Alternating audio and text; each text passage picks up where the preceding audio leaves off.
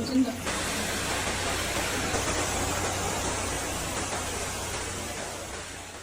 Hello everyone. It began as rain, gentle at first, then unrelenting, like drumming on a coffin.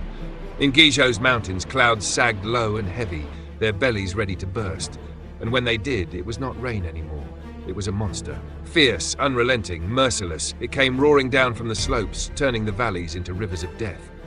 Rongjiang, Leishan, names on a map, now swallowed by torrents of mud and water. In minutes, once busy streets where bicycles rang and children played were gone. Replaced by a current so strong it snapped concrete walls as though they were twigs. Witnesses said it felt alive.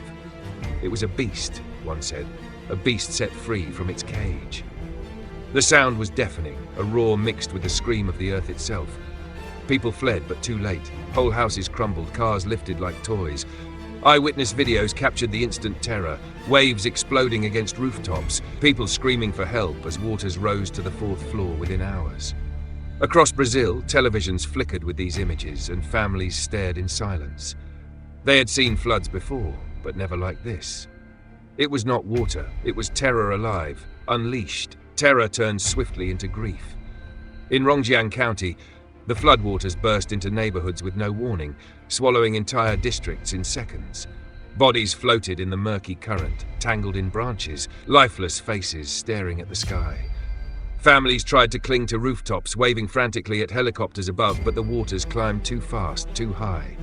Entire convoys of cars, with passengers trapped inside, were swept away, metallic coffins drifting down streets that had become rivers. And this grief was not private. It unfolded in real time, filmed on trembling phones, streamed online, broadcast across the world.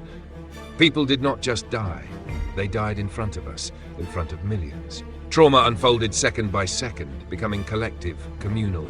A father's wail over his missing child, a woman's scream as her house collapsed, a young boy clinging to a tree trunk swept past the cameras, all became unbearable images seared into memory.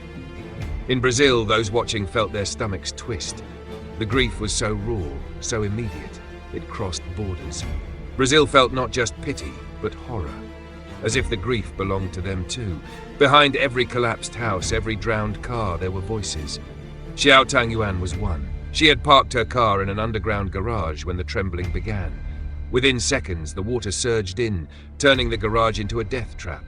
She scrambled out, climbed onto the roof of her sinking car and filmed, her voice breaking as she whispered, "I thought I was dead." Her car, her 6 years of savings, vanished. She lived, but scarred. Not far away, Ying, a pharmacist, wept as she stood in her ruined shop. The water didn't flood it, it tore through it, she cried, her muddy hands shaking. Shelves, medicine, years of work, obliterated. And then there was Mei Lin, a retired teacher, standing in the ruins of her home. Her bookshelf, her life's work, was pulp. She lifted a waterlogged journal, whispering, "Every book was a memory, a student, a lesson. Now they are nothing." These stories were not just individual sorrows, they were the voice of a people. And Brazil, listening, recognized them as their own future whispers if fate ever turned its eye toward them. Disasters breed despair, but here the despair was sharpened by betrayal. The government called it a once-in-50 years flood, but people knew better. Judge Lin Xiaolong, once a provincial official, said it bluntly, "It's easy to blame the rain, but this was neglect, corruption, failure." Reports confirmed what survivors suspected. Upstream reservoirs had released massive amounts of water, overwhelming the towns below. Emergency warnings came too late, evacuations too slow. Families had no chance. "When the rainy season comes, people shouldn't row boats through their own streets," Xiaolong said bitterly, but here that has become normal. His words echoed like thunder across China and across Brazil, because despair in disaster is expected. But betrayal? Betrayal cuts deeper. Betrayal lingers. Survivors mourned not just their dead, but their broken trust. And Brazil, watching, could not look away. For Brazilians knew, floods and corruption, negligence and politics, they were familiar shadows.